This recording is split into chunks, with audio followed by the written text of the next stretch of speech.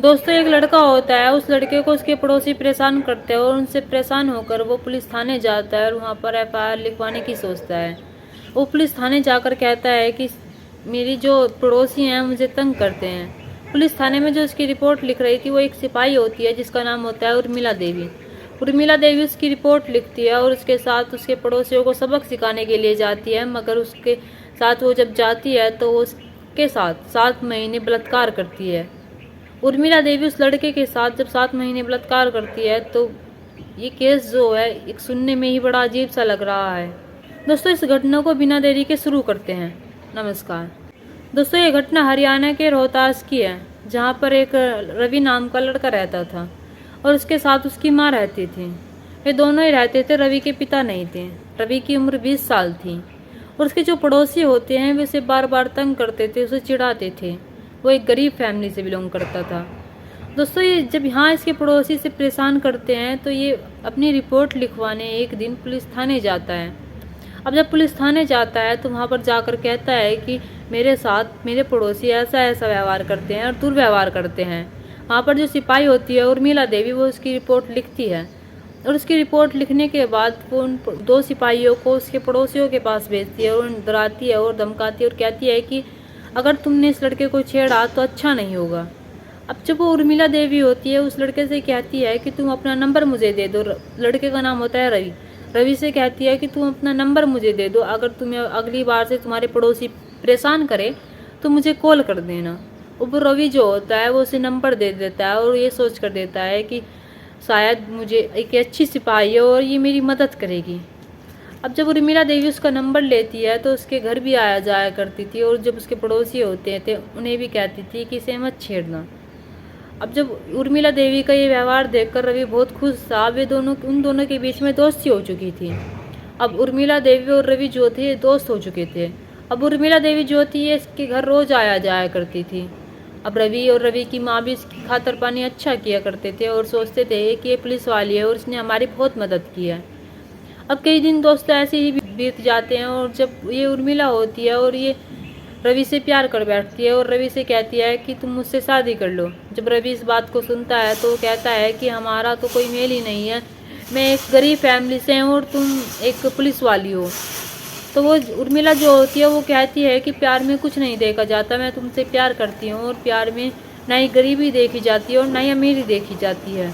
तुम मुझसे शादी कर लो, मैं तुमसे शादी करने को तैयार हूँ। अब ये रवि जो होता है ये बहुत सोचता है और अपनी माँ से कहता है कि जाकर माँ, ये उर्मिला तो देवी जो है सिपाही, ये मुझसे शादी करना चाहती है। उसकी माँ जो होती है वो समझती है, उनकी उम्र होती है, वो सोचती है कि ये सही नहीं है, क्योंकि एक जो सिपाही है उसकी रवि से उससे ज़्यादा उम्र होती है। वो कहती है कि बेटा ये सही नहीं है, तुम शादी करने के लिए रहने दो। अब रवि उससे वही बात कहता है कि मेरी माँ ना कर रही है शादी के लिए, मैं शादी नहीं कर सकता। मेरी माँ कह रही है कि तुम मुझसे उम्र में बड़ी हो और तुम्हारा जो ये तजुर्बा है ये भी अच्छा है और मैं एक 20 साल का लड़का हूँ। जब उर्मिला ये बात सुनती है वो कहती है कि प्यार में उम्र नहीं देखी जाती, प्यार में औकात नहीं देखी जाती, क्या तुम मुझसे प्यार नहीं करते। अब रवि जो होता है वो भी कहीं ना कहीं उस महिला से प्यार करता था। वो कहता है कि करता हूँ मगर मेरी माँ ना कर रही है। और फिर वे अपनी माँ की ना सुनते हुए वो एक मंदिर जाता है और मंदिर में जाकर उर्मिला देवी से शादी कर लेता है। अब उर्मिला देवी जब शादी कर लेती है तो वो उसके घर में रहने लगती है। अब उर्मिला देवी रवि के घर में रहती थी, वो 1 महीना उसके घर में रहती है और वहीं से ड्यूटी करती है। लेकिन 1 महीने बाद वो रवि से कहती है कि रवि, मैं तुम्हारे घर में नहीं रहूँगी, हम कहीं बाहर रहते हैं, क्योंकि मुझे यहाँ से मेरा जो थाना है वो दूर पड़ता है। तो रवि जो होता है वो सोचता है, वो अपनी माँ से कहता है कि माँ, हम किराए पर बाहर रहना चाहते हैं। तो उसकी माँ जो होती है वो कहती है कि ठीक है बेटा, तुम किराए पर बाहर रह लो, मुझे तो कोई दिक्कत नहीं है, मैं तो कर कमा खा ही लूँगी यहाँ रहकर। क्योंकि उसके माँ के हिस्से पर थोड़ी सी ज़मीन होती है जिसमें वो अनाज वनाज और उससे अपना गुजारा करती थी। अब रवि जो होता है बाहर जाकर रहने लगता है किराए का कमरा लेकर। अब उर्मिला देवी जो होती है इसके साथ रहने लगती है, मगर रवि जो होता है ये कहता है कि मेरी माँ घर पर अकेली है, उसे भी यहीं पर बुला लेते हैं। वो कहती है कि नहीं, मैं तुम्हारी माँ के साथ नहीं रहूँगी, बस तुम्हारे साथ रहूँगी और तुम भी मेरे साथ रहोगे। अब रवि जो होता है मजबूर होता है कि मैं अब शादी हो चुकी है तो अपनी माँ को बुला नहीं पाता। अब उर्मिला देवी जो होती है वो 15-20 दिन बाद उससे कहती है कि रवि, हम क्यों ना गांव की थोड़ी सी ज़मीन बेच दे, क्योंकि यहाँ का किराया भी भारी पड़ रहा है और हमारे खर्चे भी बढ़े हुए हैं और मेरी जो सैलरी है वो भी इतनी नहीं आ रही है और मुझे अपने घर भी भेजनी पड़ती है अपने मम्मी पापा को।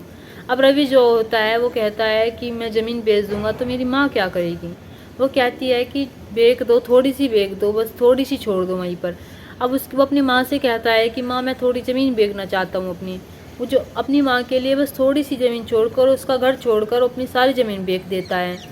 और जब उस ज़मीन से बिककर उसके 5 लाख रुपए आते हैं और 5 लाख रुपए उर्मिला के हाथ में थमा देता है और कहता है कि लो तुम रखो इन पैसों को संभाल कर, क्योंकि मैं इतना समझदार नहीं हूँ।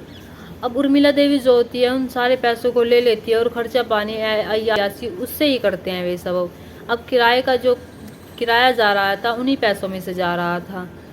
अब महीने बीतते जाते हैं तो उर्मिला देवी से रवि कहता है कि अब तो कई महीने हो गए, हम अपनी माँ को मेरी माँ जो है वो हमारे साथ ही रह लेगी। उर्मिला देवी कहती है कि नहीं, मैं तुम्हारी माँ के साथ नहीं रहूँगी। अब वो उसे थ्रेड से कहती है। रवि को कहीं ना कहीं बुरा लगता है और उर्मिला देवी अपने थाने चली जाती है, मगर वो अपना फ़ोन घर पर छोड़कर चली जाती है। जब वो घर पर फ़ोन छोड़कर चली जाती है तो वो उसका फ़ोन आता है, वो कई बार आता है फ़ोन। वो सोचता है कि किसी की कॉल आ रही होगी, वो उठाता नहीं है, मगर वो जब बार बार आता रहता है तो वो उठा लेता है। उधर से आवाज़ आती है कि मम्मी आप कब आ रही हो, आप हमसे मिलने नहीं आई। तो जब वो देखता है कि उस फ़ोन पर एक लड़की बोल रही है छोटी सी, तो वह हैरान हो जाता है। वो कहता है कि तुम्हारा बेटा गलत नंबर लगा है, तुम्हारी मम्मी का नंबर नहीं है। वो बच्ची जो होती है वो 7 से 8 साल की होती है। वो कहती है कि नहीं, ये मेरी मम्मी है उर्मिला देवी जो एक सिपाही है। जब वो ये बात सुनता है तो वो हैरान हो जाता है कि ये शादीशुदा है तो उसने मुझसे शादी क्यों की। अब उर्मिला देवी जो होती है वो अपना फ़ोन लेने आती है और कहती है कि मैं अपना फ़ोन यहाँ पर भूल गई, मगर रवि उससे पूछता है कि तुम शादीशुदा हो। अब उर्मिला देवी को कहीं ना कहीं समझ आ गया था कि शायद इसे पता चल गया। अब उर्मिला देवी कहती है कि हाँ मैं शादीशुदा हूँ, मेरी एक लड़की भी है 8 साल की। जब रवि इस बात को सुनता है तो वह हैरान हो जाता है और कहता है कि अगर तुम्हारी एक लड़की है और तुम शादीशुदा हो, तुम्हारा पति भी है, तो तुमने मुझसे शादी क्यों की। तो उर्मिला देवी कहती है कि मैंने तुमसे शादी सिर्फ पैसों के लिए की और मेरे मन नहीं लग रहा था उसके लिए की, टाइम पास के लिए की, क्योंकि मैं अपने घर से दूर रहती हूँ, अपने पति से दूर रहती हूँ। तो वो जब इस बात को रवि सुनता है तो वो कहता है कि तुमने मेरे साथ धोखा किया है और गलत किया है। अब उर्मिला देवी जो होती है वो कहती है कि चुप रहो और जैसे चल रहा है चलने दो और ज़्यादा बातें मत करो, और नहीं तो मैं तुम्हें पुलिस थाने में घेर दूंगी, तुम पर केस लगाकर। जब रवि इस बात को सुनता है तो वो हैरान हो जाता है और वो अपनी माँ के पास जाता है और माँ से जाकर कहता है कि माँ उर्मिला देवी शादीशुदा है, उसने मुझसे शादी की सिर्फ टाइम पास के लिए। तो उसकी माँ कहती है कि बेटा मैंने तो ना किया था, तुम शादी मत करो। मगर रवि कहता है कि माँ उसने मुझसे जो मेरी ज़मीन बिकवाई थी 5 लाख रुपए, मैंने उर्मिला देवी को ही दे दिए थे। अब उर्मिला देवी जो होती है वो मेरे पैसे भी तो देगी मुझे, मैं उससे पैसे ले लूँगा और उसे उसके रास्ते और मैं अपने रास्ते आ जाऊँगा। अब उर्मिला देवी से कहता है कि मेरे 5 लाख रुपए दे दो। अब वो कहती है कि 5 लाख रुपए तो ख़त्म हो चुके हैं वे तुम्हारे खर्चे और किराए में।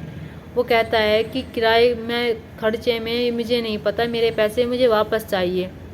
मगर उर्मिला देवी साफ इनकार कर देती है और कहती है कि मेरे पास तुम्हारा कोई पैसा नहीं है। जब इस बात को रवि सुनता है तो वो अपनी FIR लेकर उसी पुलिस थाने जाता है और कहता है कि उर्मिला देवी ने उसके साथ गलत किया है और उससे शादी कर उसे धोखा देकर उससे 5 लाख रुपए ले लिए। जब भी वहाँ के FIR लिखने वाले होते हैं वे उस उर्मिला देवी के दोस्त होते हैं, वे उसके नहीं लिखते हैं, क्योंकि वहाँ की ही उर्मिला देवी सिपाही होती है तो वे उसकी FIR नहीं लिखते हैं। अब जब रवि की FIR नहीं लिखते हैं तो उसकी माँ भी परेशान हो जाती है और उसकी माँ कहती है कि हमें बड़े दफ्तर जाना चाहिए, हमें बड़े अफसरों से मिलना चाहिए।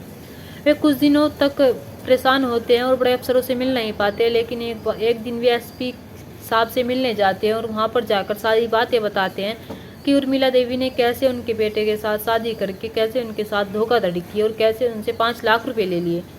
जब SP साहब इस बात को सुनते हैं तो वे उर्मिला देवी को बुलाते हैं और उनसे पूछते हैं। जब वो बताती है और कहते हैं कि तुमने ऐसा किया है तो वो ना कर देती है। मगर रवि के फ़ोन में फ़ोटो होते हैं उसके, और जब शादी के जो मंदिर में शादी की हुई होती है वे भी फ़ोटो होते हैं। जब वे दिखाते हैं तो बोलती है कि हाँ मैंने ऐसा किया है। तो SP साहब उसे फटकार लगाते हैं और गुस्सा करते हैं और उसे नौकरी से निकाल दिया जाता है और उसे कोर्ट में पेश किया जाता है। और यहाँ पर जो रवि के 5 लाख रुपए होते हैं उन्हें देने का भी आदेश दिया जाता है। दोस्तों यहाँ पर उर्मिला देवी की शादी भी हुई थी, उसका पति भी था और उसकी एक बेटी भी थी, मगर फिर भी उसने रवि की ज़िंदगी बर्बाद की और उससे शादी की। उसे उसकी माँ से अलग रखा और उसकी जो ज़मीन बिकवा दी और उसकी ज़मीन के पैसे भी ले लिए। दोस्तों, इस घटना को सुनाने का मकसद मेरा आपका दिल दुखाना नहीं था, आपको परेशान करना नहीं था, आपको जागरूक करना था और आपको सतर्क करना था। आप सचेत रहें और अपने परिवार के साथ खुश रहें। नमस्कार।